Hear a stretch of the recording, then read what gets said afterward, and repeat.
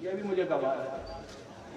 تو ہمارے بڑے بڑے محدثین کا یہ حال رہا کہ یزید کو کبھی کسی بھی محدث نے پسند نہیں کیا، مگر یہ آج کل وہابیوں میں ٹریڈ چلا ہے کہ صاحب یزید کا دفاع کر رہے ہیں۔ اللہ تعالیٰ ان کا حشر یزید کے ساتھ فرما، ہمارا حشر امام حسین کے ساتھ فرما۔ واللہ اعلم ثم رسول اعلم۔ اور کوئی صاحب؟ ایک سوال ہاں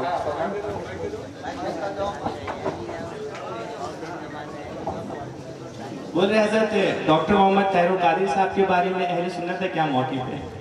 شخصیات کے سوال کرتے ہیں، بیچ میں تکلیف لا دیتے ہیں آج لوگ ہمارے لیے۔ دیکھیے میں شخصیتوں پہ عام طور پہ جوابات دینے سے پرہیز کرتا ہوں اور اس کی بہت ساری وجوہات ہیں، لیکن بہرحال ابھی ڈاکٹر طاہر القادری صاحب جس روش پہ جا رہے ہیں وہ قطعاً اہل سنت کی روش تو نہیں ہے۔ 1980 میں ان پہ سب سے پہلا فتویٰ لگا تھا، آپ کو معلوم ہے۔ بہت سارے لوگ، میں جانتا ہوں کہ یہاں بھی شاید ان کے کچھ فینس ہوں گے، کیونکہ ہر جگہ جہاں سنی ہے کچھ فینس ہیں ان کے، اور وجہ یہ ہے کہ ان کا جو انداز ہوتا ہے بیان کرنے کا، حوالے دینے کا، اس سے لوگ متاثر ہوتے ہیں۔ لیکن یاد رکھیے صرف علم ہونا کافی نہیں ہوتا، عقیدہ درست ہونا بھی ایک سب سے ضروری چیز ہے۔ ورنہ ابن تیمیہ اتنا بڑا عالم تھا کہ ڈاکٹر طاہر القادری اس کے پاسر میں بھی نہیں بیٹھتے۔ ابن تیمیہ کے بارے میں تو علماء نے یہاں تک لکھا، ابو اعلی مودودی کہتا ہے کہ وہ حدیث ہی حدیث نہیں جو ابن تیمیہ کو نہ پہنچی، یہاں تک لکھ دیا اس کے مبالغہ کرتے۔ اعلیٰ حضرت فاضل بریلوی نے خود ابن تیمیہ کی تاریخ میں بھی تنقیص کی ہے۔ یہ حالت کی شان ہے کہ تاریخ میں بھی تنقیص کر کے گزر جاتے ہیں، سمجھنے والے سمجھ جاتے ہیں۔ اعلیٰ حضرت نے فرمایا ابن تیمیہ اتنا بڑا عالم تھا، اتنا بڑا عالم تھا کہ علم زیادہ ہو گیا، عقل چھوٹی ہو گئی۔ عقل زیادہ ہو گئی اس کی اور علم زیادہ ہو گیا، عقل چھوٹی پڑ گئی۔ سامان زیادہ تھا، برتن چھوٹا تھا، تو سما ہی نہیں پا رہا تھا اس میں۔ تو بہت بڑا وقت کا عالم تھا ابن تیمیہ، اس میں کوئی ہو رہا ہے۔ لیکن جب گمراہ ہوا تو کیا عقیدہ خراب ہوا اس کا؟ اس نے ایک کتاب لکھی العرش اور ایک لکھی منہاج السنہ۔ یہاں منہاج السنہ اور بدبت کی کتاب موجود بھی ہے میرے پاس، یہ دیکھیے رکھتا بھی ہو کچھ، یہ منہاج السنہ۔ ان کتابوں میں اس میں تو یہ لکھا بہرحال کہا کہ امام حسین اہل بیت سے ہی نہیں ہے، اہل بیت سے انکار کر دیا انہیں کا۔ کہا کہ قرآن میں آیا قُلْ لَا أَسْأَلُكُمْ عَلَيْهِ أَجْرًا إِلَّا الْمَوَدَّةَ فِي الْقُرْبَى، اے نبی کہہ دیجئے کہ میں تبلیغ کے وقت تم سے کچھ نہیں مانگتا مگر یہ کہ میرے اہل بیت سے محبت کرو۔ کہا کہ اس آیت کے زمرے میں امام حسن اور امام حسین نہیں آتے۔ تو یہ سب بکواسیں اس نے کی ہے۔ حضرت علی کے بارے میں کہتا ہے کہ من کن تو مولا والی حدیث قابل اعتبار ہی نہیں ہے، اس پر بھروسہ بھی نہیں کرنا چاہیے، واحیات حدیث ہے۔ تو اس طرح اس نے فول بکے۔ چلو یہ تو چھوٹی چھوٹی بات تھی۔ اس کا کفری عقیدہ یہ تھا ابن تیمیہ کا، العرش کتاب لکھی اس نے، اور مجمع الفتاوی اس کی جو فتاوی کی کتاب ہے 18 جلدوں میں، اس میں کہتا ہے کہ اللہ کا جسم ہے، اس کے ہاتھ پیر کان ناک سب ہے، اور اللہ اپنے جسم کے ساتھ اپنے عرش کے اوپر بیٹھا ہوا ہے، اور جب جی چاہتا ہے اتر جاتا ہے، جب جی چاہتا ہے عرش پر پھر بیٹھ جاتا ہے۔ پھر کہا کہ وہ متحرک ہے، وہ یتحرک، وہ وائبریٹ ہوتا ہے، ہلتا ڈلتا ہے، مطلب ایسا ہی نہیں کہ ساکن بیٹھا ہوا ہے۔ پھر وہ لکھتا ہے معاذ اللہ کہ جب چاہتا ہے اترتا ہے، جب چاہتا ہے چڑھ جاتا ہے۔ یہاں تک کہ ابن بطوطہ اس کے بارے میں بہت بڑا مورخ اور سیاح گزرا ہے، وہ کہتا ہے کہ میں ابن تیمیہ کی مجلس میں گیا تو ابن تیمیہ ممبر پہ بیٹھ کے تقریر کر رہا تھا، اب ممبر پہ بیٹھ کے کہتا ہے کہ اللہ ایسے ہی ممبر پہ بیٹھا ہے۔ ممبر کس کو بولتے ہیں سن لیجئے، یہ عربی کا لفظ ہے، اسی کو اردو میں ہم بولتے ہیں کرسی۔ میں جس پہ بیٹھا ہوں اس کو عربی میں کیا بولیں گے؟ ممبر۔ یہی اسی کو ممبر بولتے ہیں، ممبر کوئی خاص الگ سے نہیں ہوتا۔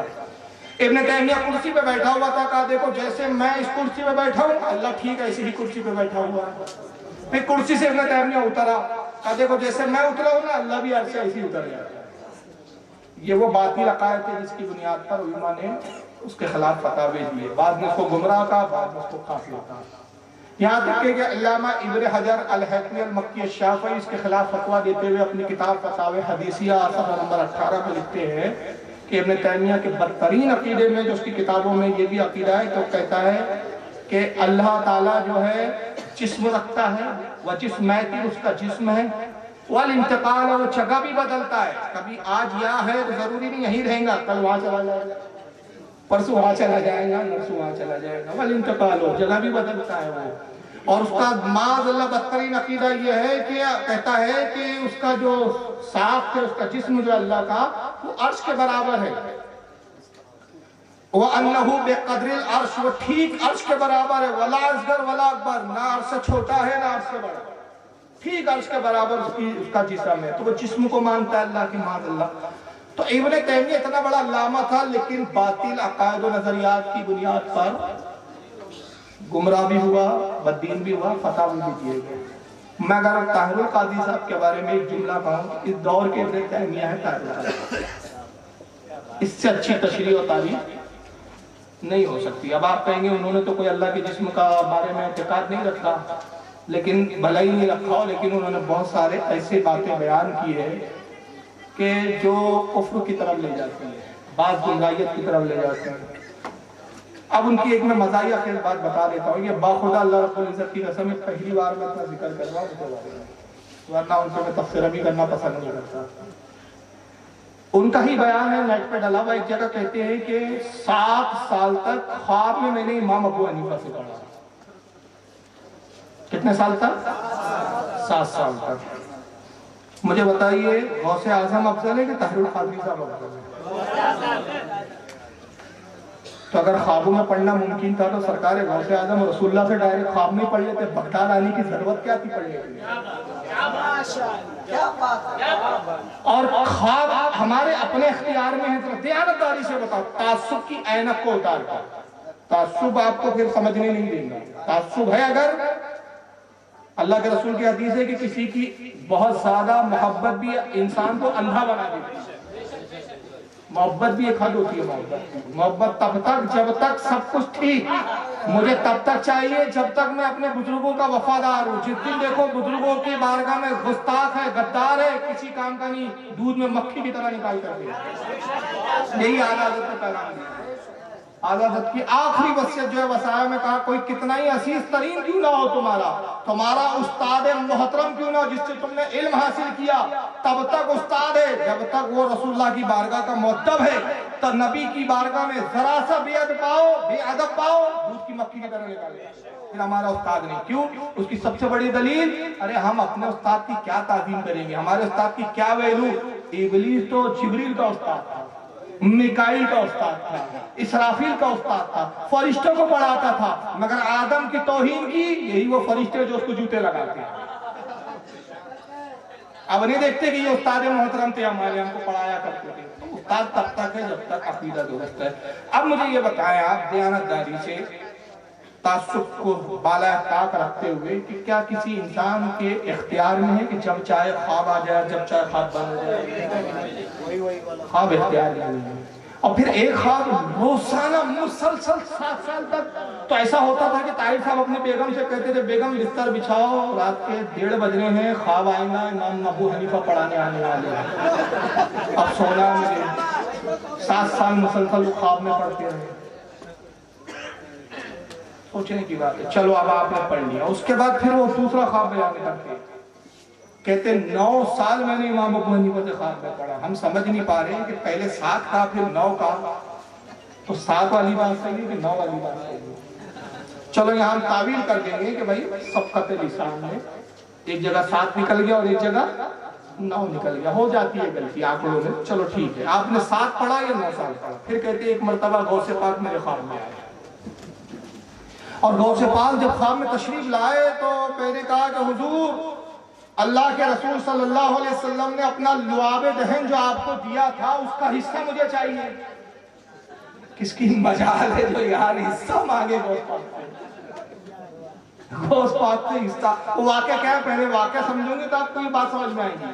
سرکار غوث اعظم خود فرماتے ہیں، بہجت الاسرار میں علامہ امام ابو الحسن شقینی رحمۃ اللہ علیہ اپنی سند سے نقل کرتے ہیں کہ غوث پاک فرماتے ہیں کہ جب میں بغداد آیا اور میں نے پڑھا تو میری زبان میں تھوڑی سی لکنت تھی، ہکلاتے تھے یعنی، اور چونکہ میں عجمی تھا، ایران کے رہنے والے تھے، فارسی زبان تھی ان کی، اور عراق میں عربی بولی جاتی تھی، تو فرماتے تھے مجھے عربی بولنے پر قدرت نہیں تھی، اور وہ اہل عرب تھے تو مجھے ہچک ہوتی تھی کہ اہل عرب کے بیچ میں عربی کیسے بولوں گا، یہ میری عربی پہ گرفت کریں گے، میری عربی پہ پکڑ کریں گے، تو فرماتے ہیں مجھے بولنے میں، بات کرنے میں، خطاب کرنے میں ہچک ہوتی تھی۔ تو ایک رات دیکھا کہ اللہ کے نبی تشریف لائے اور کہا صاحبزادے تم لوگوں سے واعظ و نصیحت کرو، تو عرض کیا یا رسول اللہ، اے میرے جدی، اے میرے جد، میں عجمی ہوں، میری زبان عربی نہیں ہے، زبان میں لکنت ہے، عربی بولنے پہ قدرت نہیں ہے۔ تو اللہ کے نبی صلی اللہ علیہ وسلم نے 7 مرتبہ اپنا لعاب دین دیا، ایک کے بعد ایک۔ حضرت غوث پاک فرماتے جب میں صبح بیدار ہوا تو اس لعاب کی چاشنی اور مٹھاس میرے منہ میں تھی، اور میری زبان کھل گئی تھی اور میں فصیح و بلیغ بھی بولنا لگا، لیکن پھر بھی ایک جھجک تھی مجھ میں کہ بغداد میں اہل علم ہے جو باتوں پہ گرفت کرتے ہیں۔ تو تب بھی میں نے واضح نہ کہا۔ تو پھر کچھ روز گزرے تو دیکھا کہ میرے جد حضرت مولا کائنات علی مرتضیٰ تشریف لائے۔ کہا صاحبزادے بیان کرو۔ کہا کہ بابا جان بات یہ ہے کہ مجھے ہچک ہوتی ہے۔ آپ نے فرمایا منہ کھولو۔ تو حضرت مولا کائنات نے 6 مرتبہ لعاب دیا۔ تو سرکار غوث پاک نے فرمایا کہ رسول اللہ نے تو 7 بار لعاب دیا تھا، تو کام میں رسول سے کیسے آگے بڑھ سکتا ہوں، اس لیے 6 بار دیا۔ فرماتے جب بیدار ہوا تو اس لعاب کی چاشنی یا مٹھاس منہ میں تھی، اور پھر میں خطاب کرنے لگا۔ اور پھر جب غوث پاک نے خطاب شروع کیا تو یہ حال ہوا کہ پہلے آپ نے خانقاہ میں اپنی خطاب کیا، مجمع بڑا، خانقاہ چھٹی پڑ گئی، پھر آپ مسجد میں آئے، مسجد فل ہو گئی، پھر آپ جو ہے میدان میں آئے، میدان فل ہو گیا، پھر یہ حال ہوا کہ بغداد میں جنگل میں آپ کی محفل منعقد ہوتی تھی اور لاکھوں لوگ شرکت کرتے تھے، لاکھوں کا مجمع ہوتا تھا، دور دراز سے لوگ غوث پاک کا واز سننے آتے، اور آپ کی کرامت یہ بیان کی جاتی ہے کہ جو پہلا آدمی آپ کی آواز سنتا تھا وہی آواز آخری والا اتنی بلند سنتا تھا۔ تو طاہر صاحب کہتے ہیں کہ غوث پاک میرے خواب میں آئے اور میں نے کہا کہ وہ جو رسول اللہ نے لعاب دیا تھا اس کا حصہ مجھے بھی چاہیے۔ تو غوث پاک نے ان کو لعاب دیا۔ اب تیسرا خواب سنے طاہر قادری کا۔ یہ جھوٹوں کی پہچان ہوتی ہے کہ جھوٹ کبھی بھی حقیقت کی بات نہیں کرتا، خوابوں کی بات کرتا ہے، اور لوگ خوابوں پہ یقین کرتے ہیں۔ بھائی اب میں منبر سے اعلان کرتا ہوں، چلو اس کو بھی مانو، اس کو بھی مانو۔ 4 روز پہلے اللہ کے نبی خواب میں آئے ہمارے دوست کے، اور انہوں نے کہا اس وقت کا سب سے بڑا عالم فاروق رضوی ہے۔ مانو آپ کے پاس کیا انکار کی گنجائش؟ بتاؤ کوئی معنی کا لالے جو اس خواب کا انکار کرے، بتاؤ کیا پیمانہ ہے کہ آپ کہو کہ ہمارا وہ دوست جو ہے وہ جھوٹا ہے؟ تو خواب تو کوئی کچھ بھی سنا سکتا ہے یار، خوابوں پہ شریعت کے معیار نہیں رکھے جاتے، حقیقت پر رکھے جاتے ہیں۔ اب تیسرا خواب سنیے، کہتے ہیں کہ میں نے 7 سال اعلیٰ حضرت سے خواب میں پڑھا۔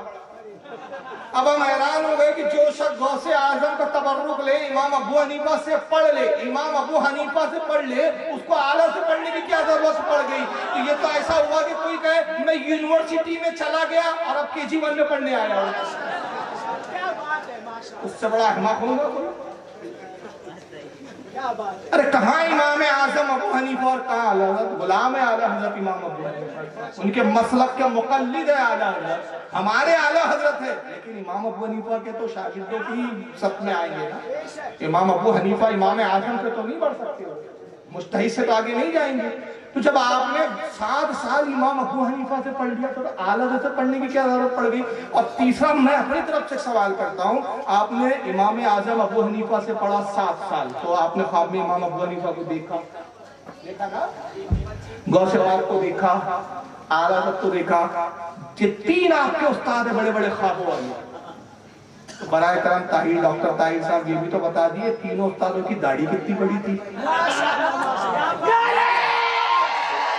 آپ نے استادوں کی داڑھی نہیں سیکھا نہیں بتا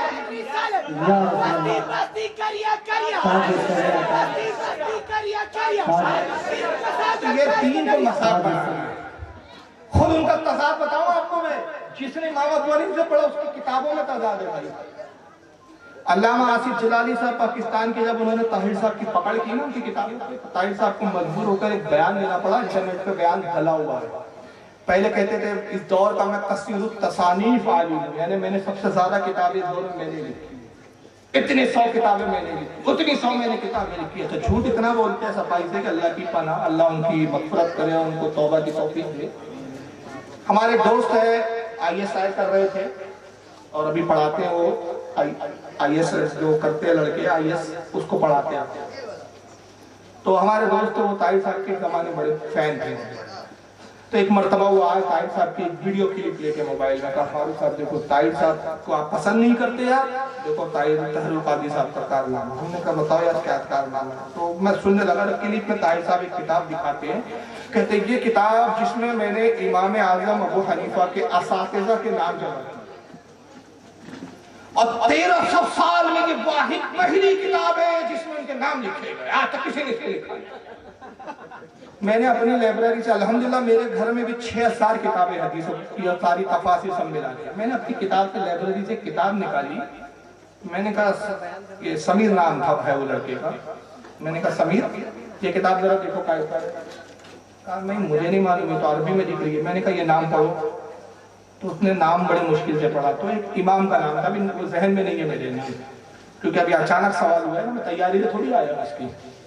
میں نے کہا یہ فلاں امام کی کتاب ہے فلاں صدی میں، جو طاہر صاحب بول رہے ہیں نا 1300 سال میں میں نے کچھ نہیں میرے علاوہ کسی نے نہیں کیا، یہ پہلے کر چکے ہیں، اور پورا کاپی اور پیسٹ اس سے کیا ہے، یہ پورا کاپی اور پیسٹ ہے۔ اصل میں معاملہ کیا ہے، ہماری قوم عربی کتابوں سے دور ہے، کتابیں پڑھتی نہیں ہے، جو جیسا بتاتا ہے ویسے مان لیتی ہے۔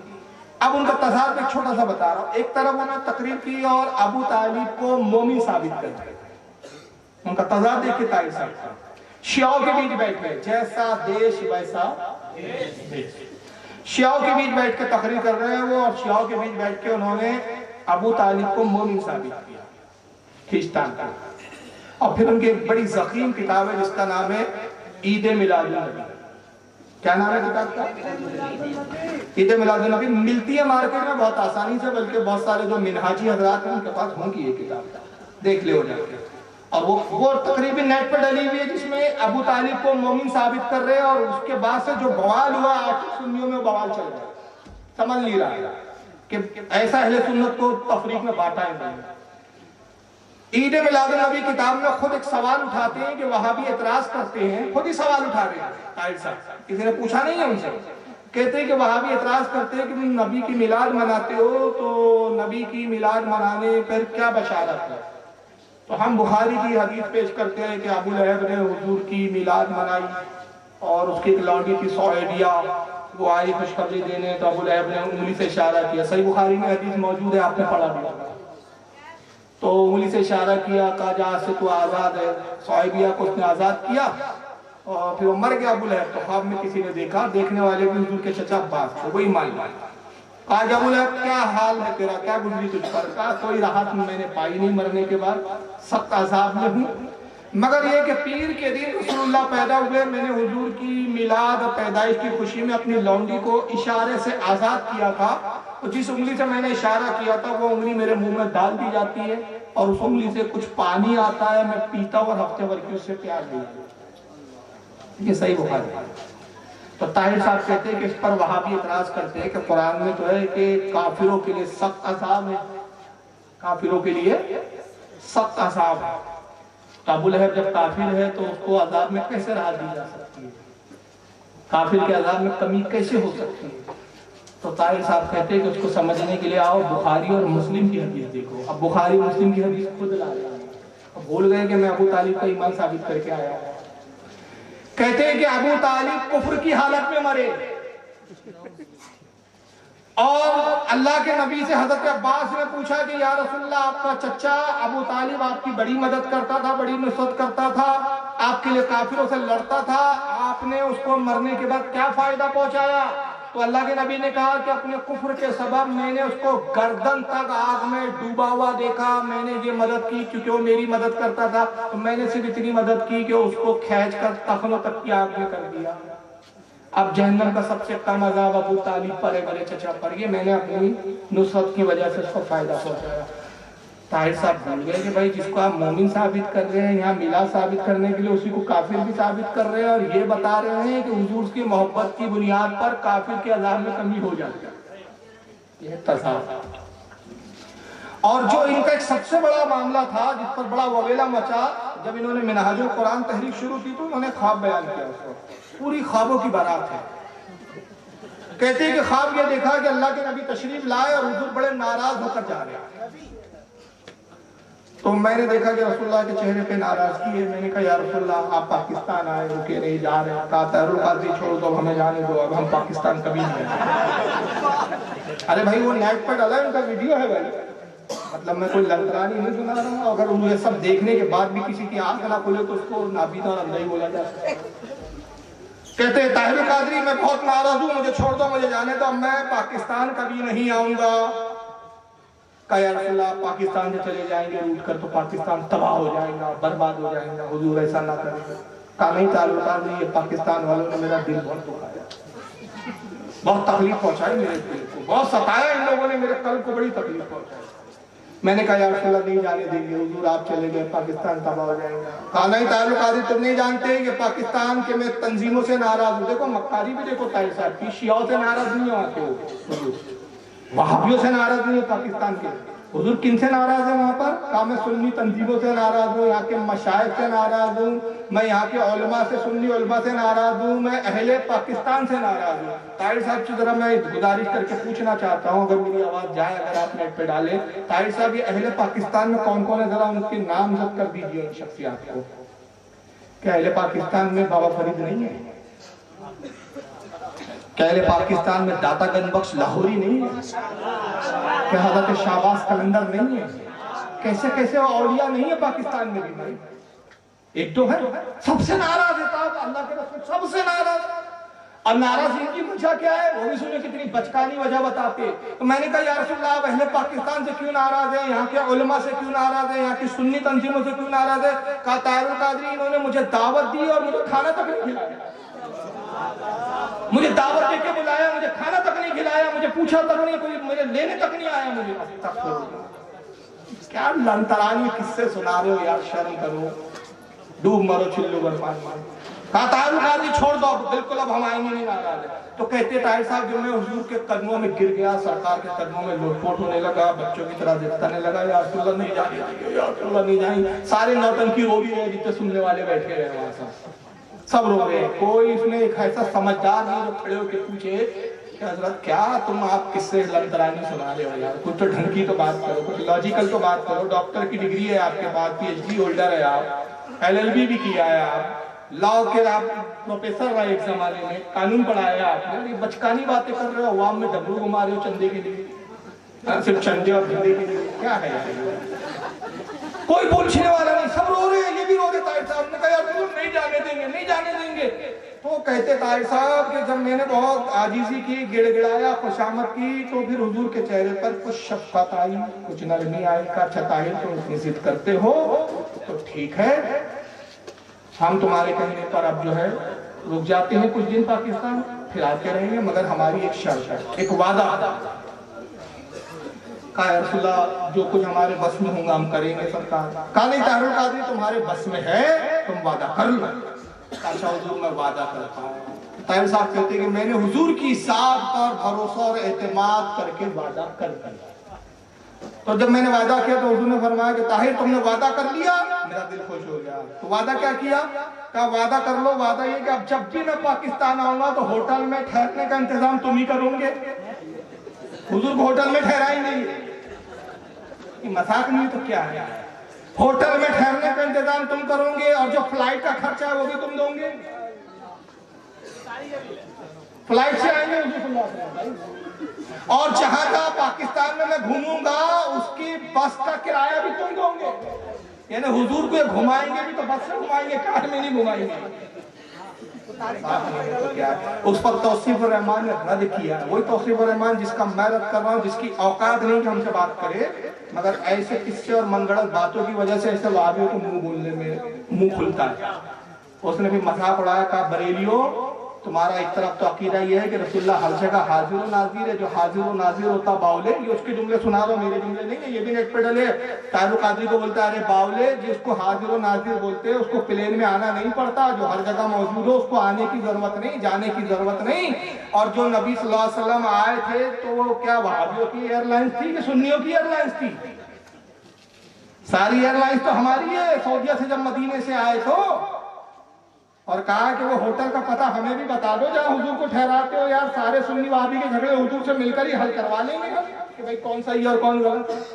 پھر اس نے ایسے ایسے تبصرے کیے کہ آپ سن نہیں سکتے، ایسے ایسا مذاق اڑایا اسے۔ یہ کیا ہے، یہ ایسے قصے کہانیاں، یہ تحریک ہمیں ہضم نہیں ہوتی بھائی۔